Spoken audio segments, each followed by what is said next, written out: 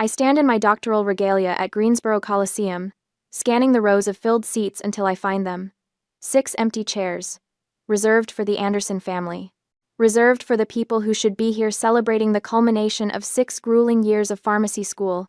The weight of the moment presses against my chest. May 10th, 2 p.m. Doctor of Pharmacy degree. The finish line I've been crawling toward since I was 23. Lucille, over here. Clara waves frantically from the 3rd row, her entire family holding a bright yellow banner that reads, "Congratulations, Dr. Anderson," in bold red letters. They drove 4 hours from Virginia. 4 hours for my graduation. My best friend's parents beam at me with the kind of pride that should be radiating from my own mother and father. But Eleanor and Richard Anderson are nowhere to be found. The ceremony announcer's voice echoes through the arena. "Ladies and gentlemen, we will now present the Doctor of Pharmacy candidates." My phone buzzes against my hip at 1:30 p.m. I shouldn't look. I should focus on this moment, on walking across that stage and receiving the diploma that represents everything I've worked for. But my hand moves to my pocket anyway. It's a group text from Beatrice, a selfie of my 33-year-old sister raising a mimosa, her face flushed with champagne and sunshine. Behind her, Griffin grins with his arm around our mother. Eleanor's perfectly styled hair catches the light as she laughs at something happening off camera.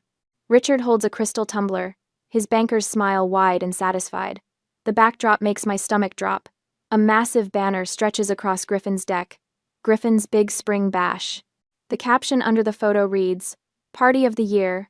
Wish you were here, Lucy," followed by a sun emoji. My hands shake as I scroll up through our text chain. November 12th. The day I sent the graduation announcements with "Save the Date," printed in elegant script across the top. Eleanor's response. "Of course, darling. Wouldn't miss it for the world." Richard. "Proud of you, kiddo. Mark it on the calendar." Griffin. "Can't wait to celebrate Dr. Lucy." Beatrice. "Already planning my outfit. This is huge." I call my mother immediately. The phone rings 3 times before she picks up, her voice bright and breathless over the sound of clinking glasses and laughter. "Lucille, I can't talk. The state senator just arrived. I must go." The line goes dead. The ceremony announcer calls another name, then another. The alphabet is moving closer to Anderson, and I'm frozen in my seat, staring at my phone screen. Griffin's $1.8 million lake house. The one Richard helped him buy last year when he made vice president at the bank. The same year, Richard told me he couldn't spare $200 for my organic chemistry textbooks, because I needed to manage my budget better. The memory floods back with perfect, painful clarity. I was 19. Standing in his home office with the syllabus in my hand, pointing to the required text list. His eyes never left his computer screen. $200 for books? "Lucille, you have to learn fiscal responsibility. Maybe get a part-time job." 2 weeks later, Griffin walked into the driveway with a brand new convertible. A congratulations gift for landing a summer internship that paid more than my part-time pharmacy tech job. "He's been so stressed," Eleanor had explained when I stared at the car. "This internship is really demanding. He deserves something special." The pattern stretches back years. At 16, my state-level science fair victory earned me a distracted, "That's nice, dear," from Eleanor, while she planned Griffin's celebration dinner at the Palm for being named football captain. She called 3 restaurants to find the perfect table, insisted on their finest wine, invited Griffin's entire team. My trophy sat on the kitchen counter for a week before I moved it to my bedroom myself. "Anderson, Lucille." The announcer's voice cuts through my spiral. This is it, my moment. I stand on unsteady legs and walk toward the stage, each step echoing in the vast space. Clara's family erupts in cheers. Her father cups his hands around his mouth and shouts, "That's our girl." Her mother wipes away tears. Her little brother whistles so loudly it carries across the entire Coliseum. I climb the stairs to the platform. The Dean of Pharmacy smiles and extends my diploma with both hands. "Congratulations, Dr. Anderson. You've earned this." Dr. Anderson, the title I've dreamed about for years. But as I accept the diploma and turn toward the audience, my eyes land on those 6 empty seats again. Clara jumps up and down, her banner waving wildly. Her father has his arm around her mother's shoulders as they beam at me with genuine joy. This is what family support looks like. This is what I should have had. But instead, I have a text message photo of my family toasting my brother's pool party while I walk across the graduation stage alone. After the ceremony, I sit in my car in the parking lot, still wearing my cap and gown. Clara had insisted on photos, her family gathering around me like I was their own daughter. When her father put his hand on my shoulder and said, "Don't you worry, Dr. Anderson, we can cheer loud enough for 6 people," I almost broke down completely. Now, in the silence of my Honda Civic, I scroll through the graduation announcements. Most went to professors, colleagues, and friends, but there was one I'd held longer than the others. The envelope addressed to Grandma Vance. She'd been gone for 5 years, but I'd still written her address in careful script before remembering. Grandma Vance was the only family member who ever showed genuine interest in my achievements. "So how do those chain reactions of yours work, Lucille?" she'd asked when I was 12, leaning in conspiratorially after I'd won the middle school chemistry competition. "Tell me all about it." She listened to my rambling explanation about molecular bonds and electron transfers with the kind of focused attention I'd craved from everyone else. She asked follow-up questions. She remembered details weeks later and brought them up again. "My brilliant granddaughter," she'd called me, never comparing me to Griffin or Beatrice. Never minimizing my accomplishments to make room for someone else's. The name Vance carries weight in my chest. It represents something the Anderson name never has: genuine love and authentic support. I start the engine and pull out of the Greensboro Coliseum parking lot, my diploma lying flat in the passenger seat. 6 years of late nights, impossible exams, clinical rotations, and research papers. 6 years of proving myself over and over again, and they chose a pool party. As I drive toward Charlotte, toward the apartment I'll need to pack, and the life I'll need to leave behind, one thought crystallizes in my mind with startling clarity. I'm done being the invisible Anderson. It's time to figure out who Lucille really is when she stops performing for an audience that will never applaud. The drive back to Charlotte feels endless. Every mile marker reminds me that I'm heading toward the people who chose Griffin's pool party over my doctorate. My hands grip the steering wheel until my knuckles turn white. But I need to understand. I need to know exactly how calculated this betrayal was. Back in my apartment, I spread the evidence across my kitchen table like a detective working a case. Text messages, email chains, calendar invitations. The graduation announcement I mailed in November with "Save the Date" printed in careful script. Then I find it. The smoking gun buried in my phone's message history. A message saying they will not attend my graduation ceremony. Eleanor's voice echoes in my memory as I read her exact words. "Lucille, you must understand. This isn't just a party. The state senator and partners from Wells Fargo will be there. This is a critical networking opportunity for Griffin's career.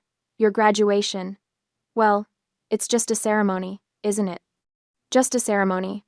6 years of my life reduced to just a ceremony, so Griffin could schmooze with politicians and bankers at his lake house. The state senator who probably doesn't even remember Griffin's name. The Wells Fargo partners who see him as Richard Anderson's son, not as an individual with merit." I stare at that text message until the words blur. This wasn't a scheduling conflict or a miscommunication. This was a deliberate choice. Eleanor weighed my doctoral graduation against Griffin's networking opportunity and decided mine was expendable. The rage builds slowly, then all at once. I throw my phone across the room and it hits the wall with a satisfying crack. 2 days later, I walk into the Mecklenburg County Courthouse with a manila folder containing forms I printed at 3 a.m. The fluorescent lights buzz overhead as I wait in line behind a teenager getting married and an elderly man updating his will. When my number is called, I approach the bench where Judge Harrison sits. He's older, probably Richard's age, with silver hair and reading glasses perched on his nose. He looks at my petition and raises his eyebrows. "Anderson? That's a powerful name in Charlotte, young lady." He studies me over his glasses. "You're sure about this? Changing your name is a serious matter." I stand straighter, my voice clear and steady. "I am positive, Your Honor. My grandmother was a Vance. I want to honor her." Judge Harrison examines the paperwork more carefully, then looks at me again. Something in my expression must convince him because he nods slowly. "So ordered." "Good luck, Miss Vance." I walk out of that courthouse feeling like I've shed a skin that never fit properly. The name Anderson suddenly feels foreign, like a costume I wore for 29 years without realizing it didn't belong to me. Lucille Vance. The name tastes different in my mouth. It tastes like freedom, The packing takes 3 days. I'm ruthless about what comes with me and what stays behind. Family photos go in the trash. The Christmas ornament Eleanor gave me with the Anderson family painted in gold script gets buried under coffee grounds.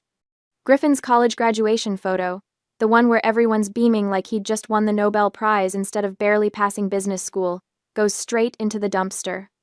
But Grandma Vance's recipe box comes with me. So does the science trophy from high school that nobody else ever noticed. My pharmacy textbooks, worn and highlighted, stack neatly in moving boxes. These are the pieces of myself that matter. I don't tell anyone I'm leaving. Not Eleanor, not Richard.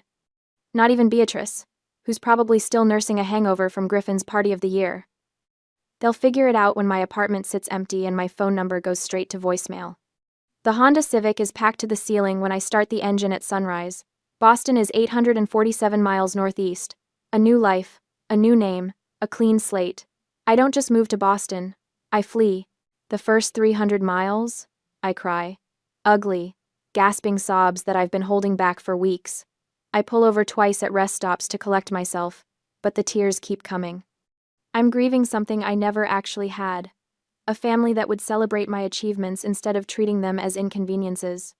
Somewhere outside Richmond, Virginia, I pull into a gas station and sit in the parking lot staring at my phone. The lock screen still shows the family photo from last Christmas. All of us around Eleanor's perfect tree, wearing coordinated sweaters she'd bought for everyone. Griffin's arm around my shoulders, his smile wide and genuine. He probably doesn't even know I changed my name. He probably doesn't know I'm driving away from everything we shared. I delete the photo with a decisive swipe. The default landscape wallpaper feels like breathing again. As I cross into Pennsylvania, the Charlotte pop radio station I've been listening to starts cutting out. Static replaces the familiar voices I've heard every morning for years. Instead of finding another music station, I plug in my phone and scroll to a dense pharmacology podcast about drug interactions in elderly patients. The narrator's voice is calm, scientific, methodical. She discusses half-lives and metabolism rates with the same precision I plan to use rebuilding my life. No drama, no emotional manipulation, just facts and evidence and logical conclusions. By the time I hit the Connecticut state line, the tears are gone. My jaw is set, my hands steady on the wheel. The rearview mirror shows everything I'm leaving behind, but I don't look back. The sign for Boston appears as the sun sets behind me. Welcome to Boston. Population 685,000. Home to world-class hospitals, prestigious universities, and people who've never heard the name Anderson carry any weight at all. I merge onto the highway toward Mass General Hospital, toward my new apartment, toward a life where my achievements matter more than my brother's networking events. In the distance, the city lights sparkle like promises. Lucille Vance is driving toward her future, and she's not looking back. The night after my drive, I sit in my empty Boston apartment, listening to rain hammer against windows I've never seen in daylight. The sound echoes off bare walls, amplifying the silence that surrounds me like a physical weight. Everything I own fits in 6 cardboard boxes stacked against the far wall. My diploma leans against one of them, still in its ceremonial folder. Dr. Lucille Anderson printed in elegant script across expensive paper. Soon it will read, Dr. Lucille Vance, but tonight it feels like evidence of a life I'm not sure I have the courage to abandon completely. The loneliness presses against my chest until breathing becomes a conscious effort. Did I do the right thing? The question circles through my mind like water down a drain, pulling every rational thought into its vortex. Am I completely insane? I reach for my old phone. The one with all the Anderson contacts saved under family labels. Mom, Dad, Griffin, B. My thumb hovers over Eleanor's name, trembling with the weight of a single decision that could end this terrible isolation. One call. One tearful apology. Mine, not theirs. I'm sorry I overreacted. I understand Griffin's career is important. Please forgive me for being so selfish. The words taste bitter in my imagination, but they would work. Eleanor would accept my surrender with gracious magnanimity. Richard would offer to help with my moving expenses back to Charlotte.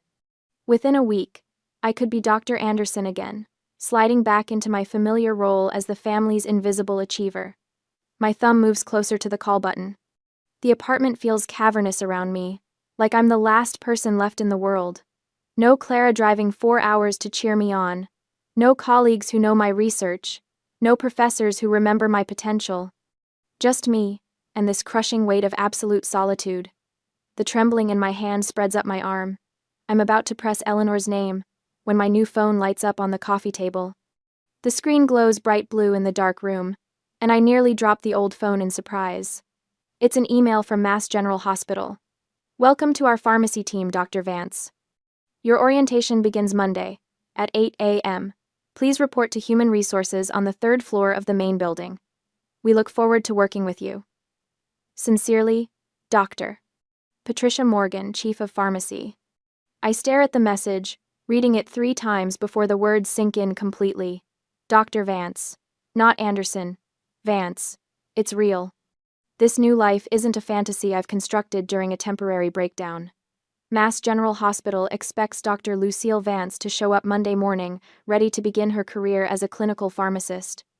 They've printed badges with my chosen name, assigned me to cases, trust me to review medication interactions that could save lives or cause catastrophic harm.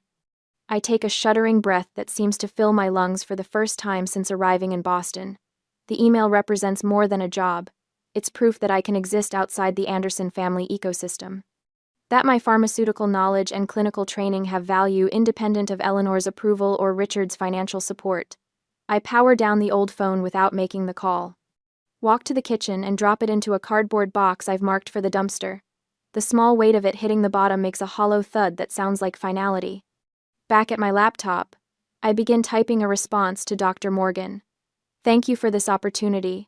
I look forward to contributing to the pharmacy team and serving Mass General's patients. I will report Monday morning as requested. Sincerely, Dr. Lucille Vance. I read the signature line twice before hitting send.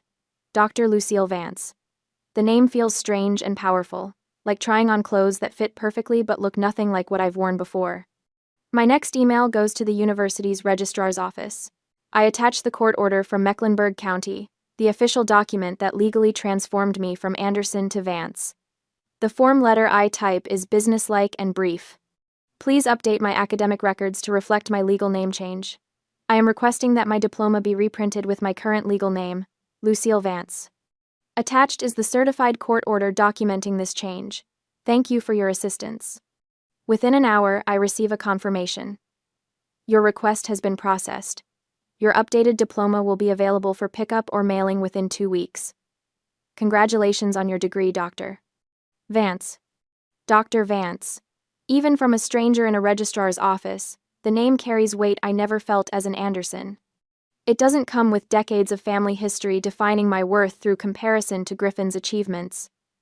There are no expectations attached to the Vance name except the ones I create through my own actions. The rain against the windows begins to sound less like isolation and more like protection. The empty apartment doesn't feel cavernous anymore. It feels clean. Uncluttered by decades of family drama and emotional manipulation, I walk to my boxes and pull out a framed photo I'd packed at the last minute.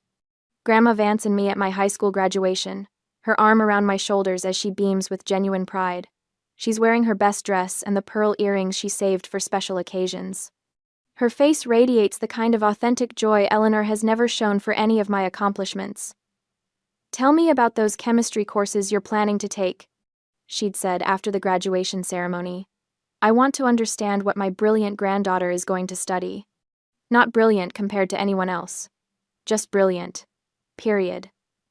I place the photo on the windowsill where I can see it from my kitchen table. Tomorrow I'll buy groceries and start learning my new neighborhood. Monday I'll report to Mass General as Dr. Vance and begin building a career based on my clinical knowledge rather than family connections. The legal name change is complete.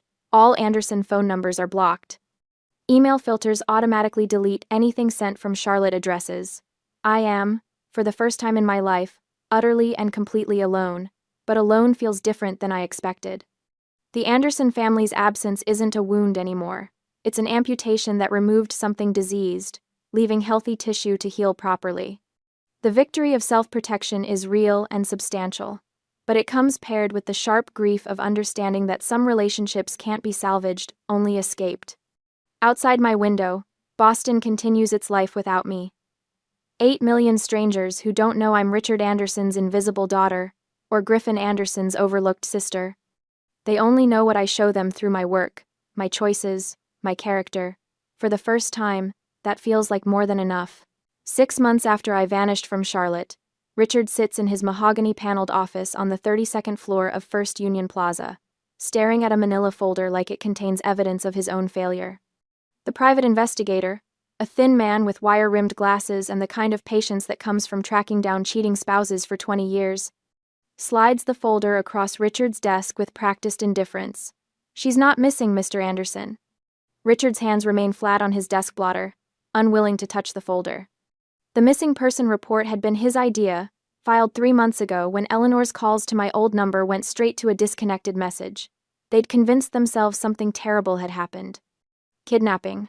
Accident. Anything except the truth. She's in Boston, the investigator continues, his voice matter of fact. Works at Mass General Hospital. She's Dr. Lucille Vance now. The words hit Richard like a physical blow. His face drains of color as he finally opens the folder with trembling fingers. Inside, copies of my Massachusetts medical license, my Mass General employment records, my new address on Beacon Hill, and my legal name change documentation. Vance. Richard's voice comes out strangled. She took her grandmother's name. The issue isn't my safety. The missing person charade was never about concern for my well-being. It's about the audacity of my escape, the public erasure of his precious Anderson legacy from my professional identity. Your daughter is thriving, sir. Excellent employment record. Clean credit. No criminal activity. The investigator retrieves his folder. Just a young woman who wanted a fresh start.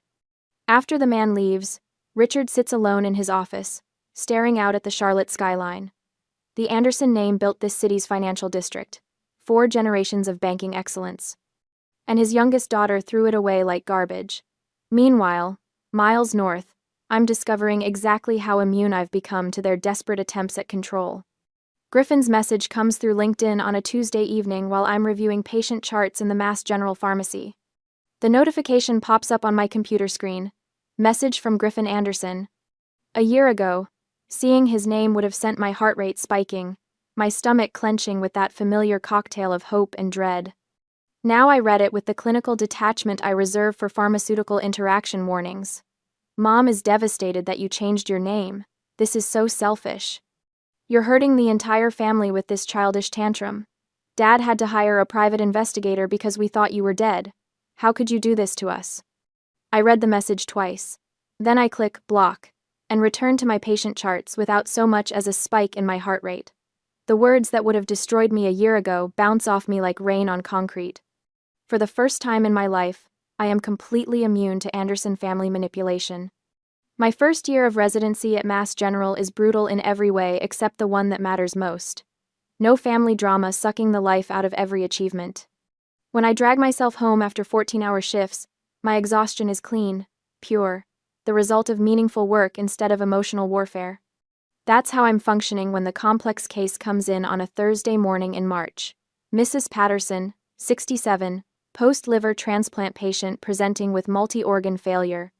Her kidneys are shutting down, her blood pressure is unstable, and her latest labs look like a medical school nightmare.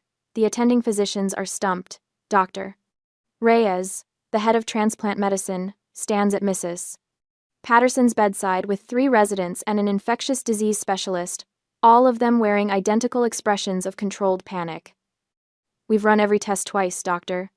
Reyes says, flipping through the chart. Rejection markers are negative. Infection panels are clean. But she's failing across multiple systems simultaneously. I'm supposed to be reviewing her medication reconciliation, a routine task for the pharmacy resident, but something about her drug list nags at me like a word I can't remember. I stay up all night in the medical library, cross-referencing every medication, every supplement, every possible interaction. At 4 in the morning, I find it buried in a case study from a Swedish medical journal, a rare, 1 in a million adverse reaction between her immunosuppressant and a seemingly innocuous blood pressure medication. The combination creates a cascade failure that mimics rejection while actually being completely reversible. I arrive at morning rounds terrified but certain, clutching my printouts like evidence at a trial. When Dr. Reyes calls for pharmacy input. My voice shakes as I present my findings. I believe we're looking at a previously unreported interaction between tacrolimus and her ACE inhibitor. The pathway involves cytochrome P450 enzyme induction that creates a feedback loop affecting multiple organ systems.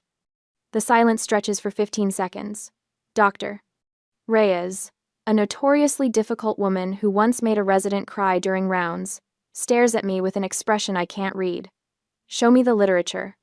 I hand her my research, pages of highlighted text and chemical pathway diagrams that I've memorized completely. She reads in silence, while the entire medical team waits. Finally, she looks up. Good work, Dr. Vance. You just saved a life.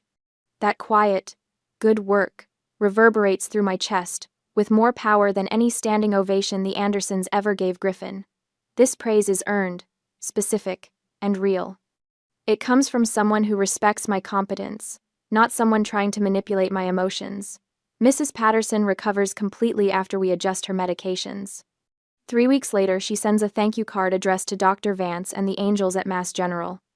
I keep it taped to my computer monitor. I meet Ben at the most unlikely place imaginable, a medical ethics symposium that's about as exciting as watching paint dry in a library.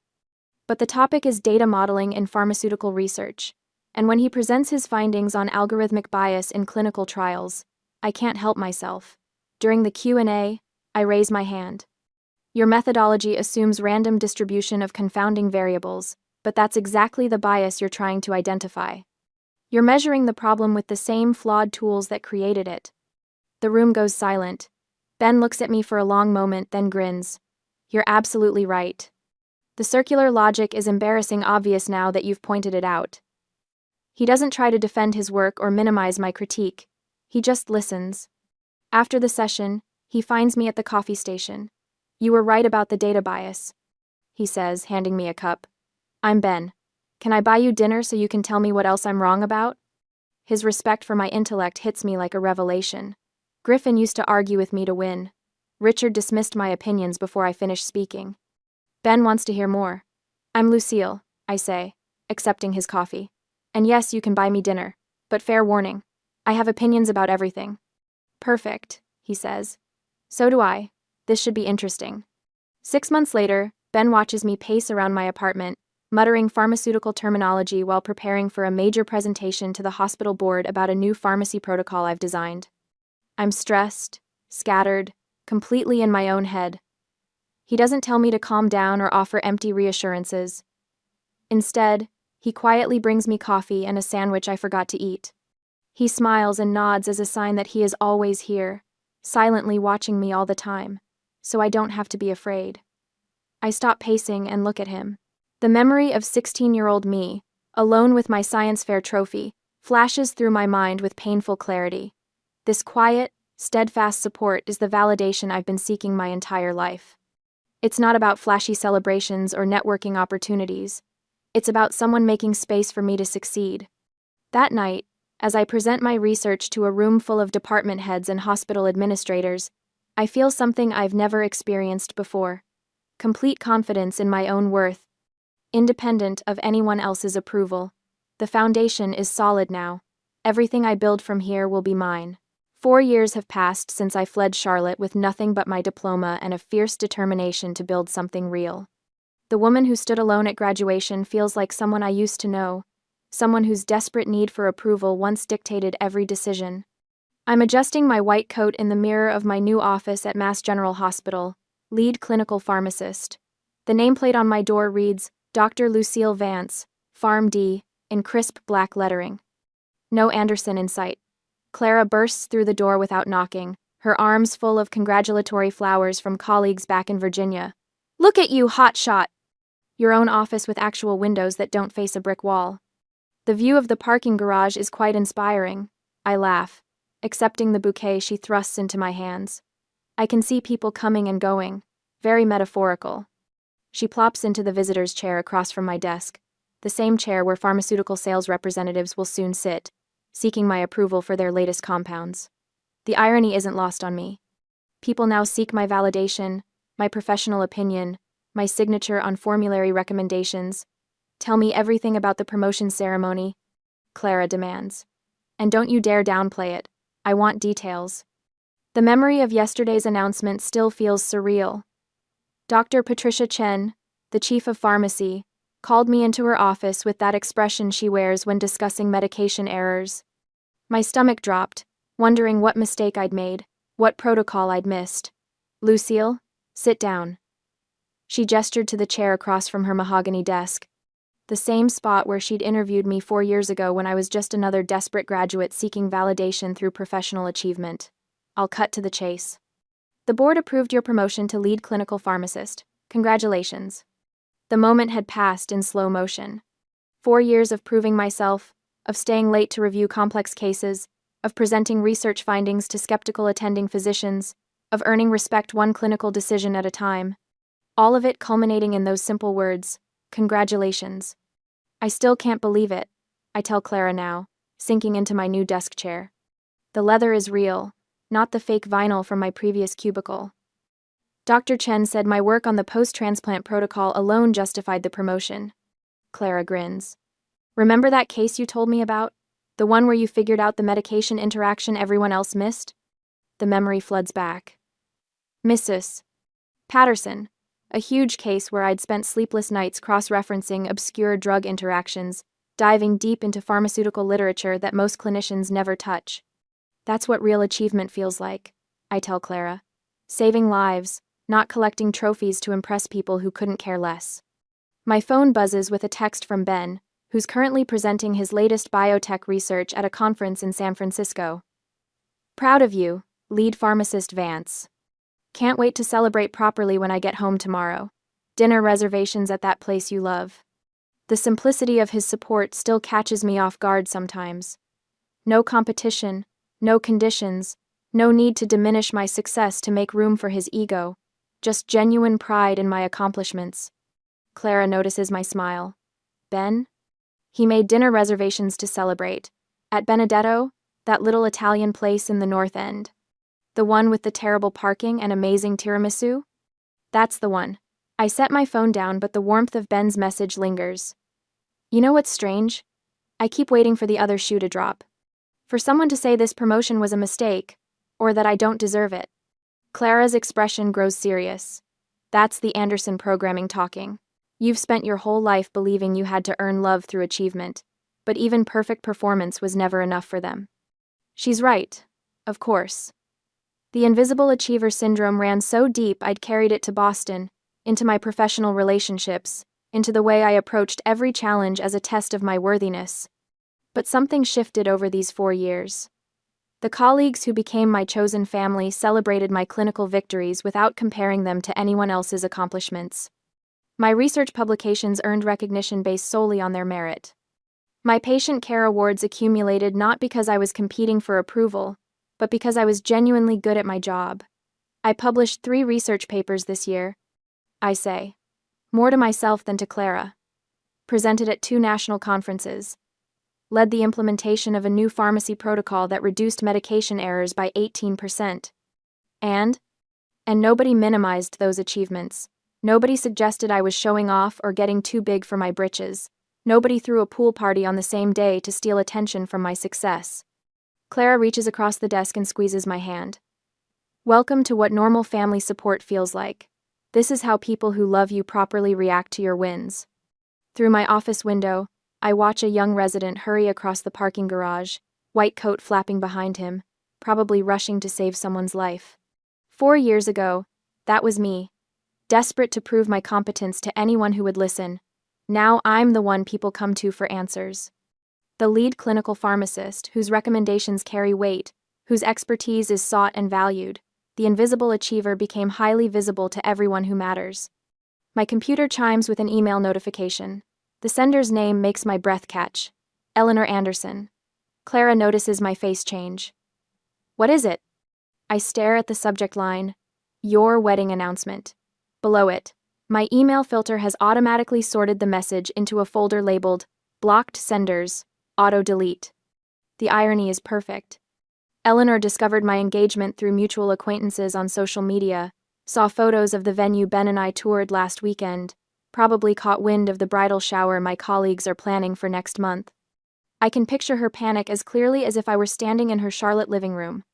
The desperate realization that her daughter is getting married and she wasn't consulted, wasn't included, wasn't even informed. My mother tried to email me about the wedding. I tell Clara, clicking on the folder to see the blocked message list.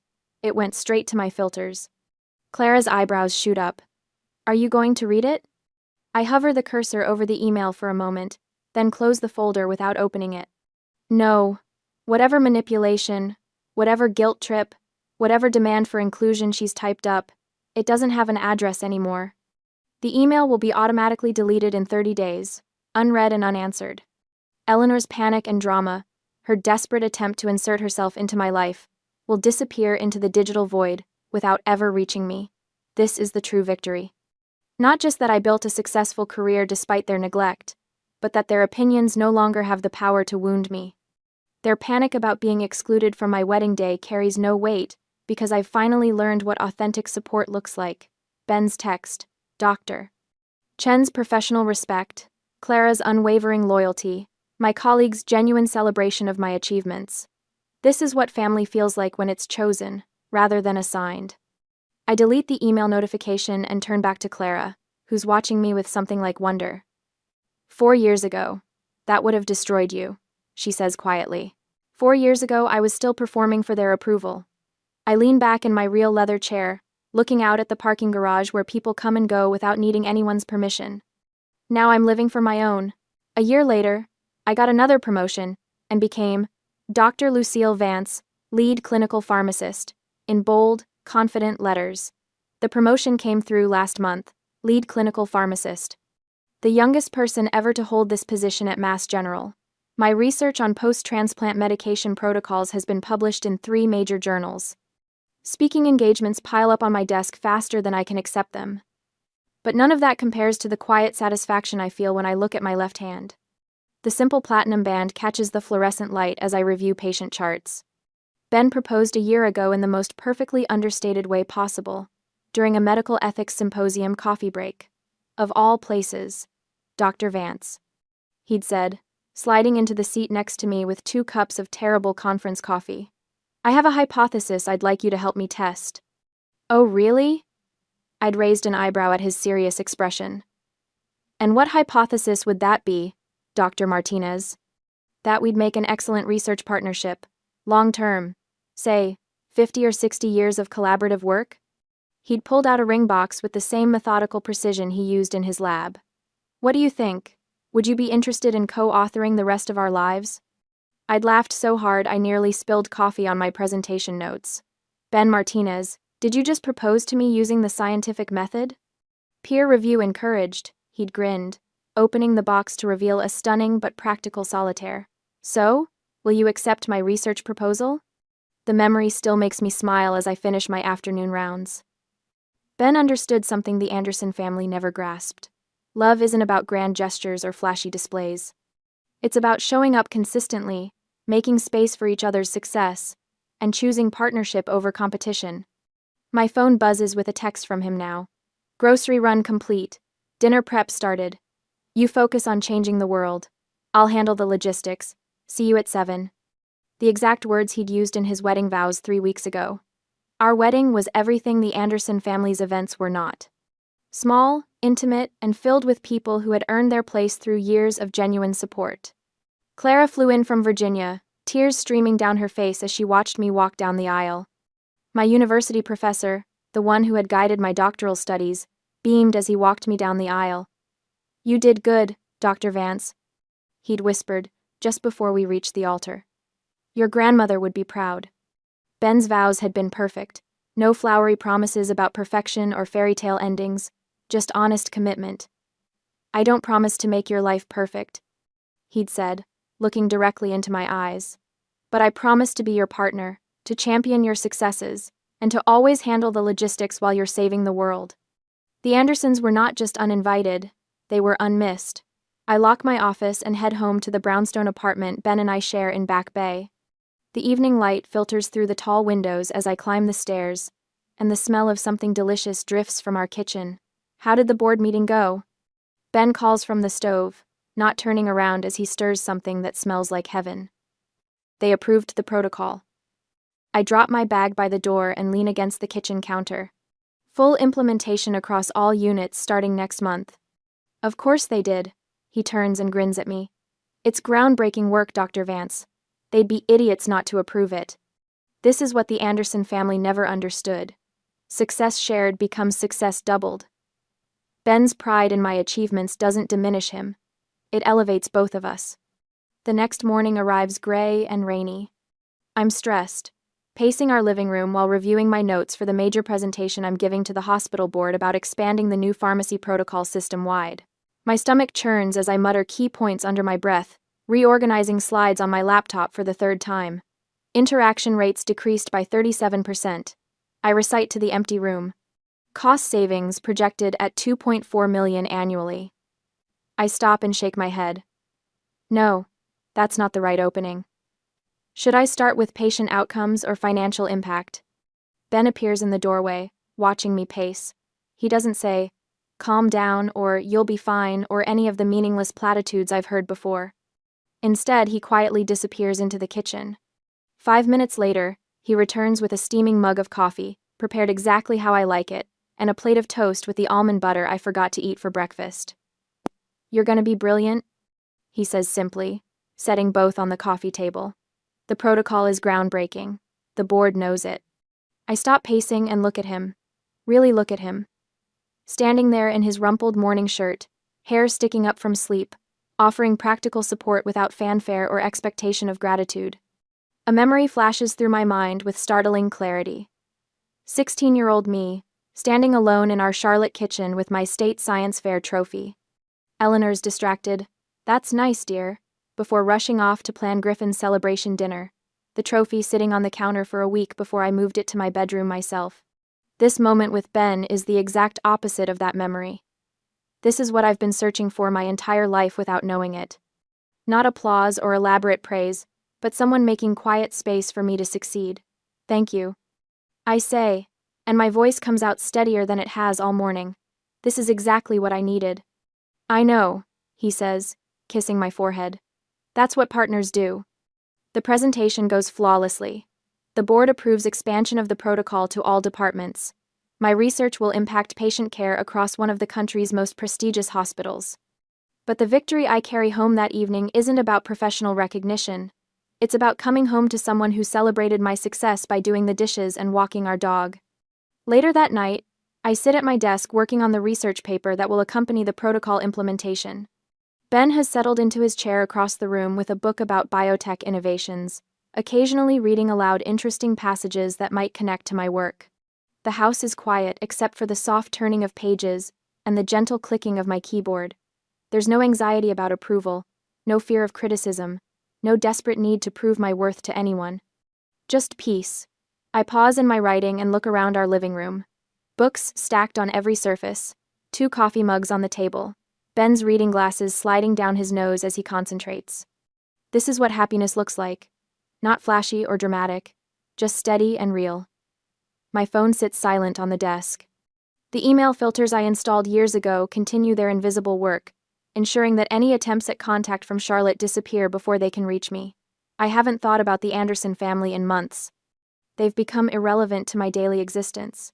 Sometimes I wonder if Eleanor still tells people she has a daughter who's a doctor. If Richard mentions my achievements to his banking colleagues when the conversation turns to successful children. If Griffin or Beatrice ever think about the sister who simply vanished from their social media feeds and holiday gatherings. But the wondering doesn't hurt anymore. It's just idle curiosity about people who once mattered but no longer do. I return to my research, adding another paragraph to the conclusions section. Outside, Boston settles into its evening rhythm. Ben turns another page of his book. Our life continues in its quiet, purposeful way. I finally understand what Grandma Vance tried to teach me all those years ago when she leaned in close and asked about my chemistry experiments. Family isn't who you're born to. It's who shows up when everything matters. And the people who show up, they're sitting right here in this room.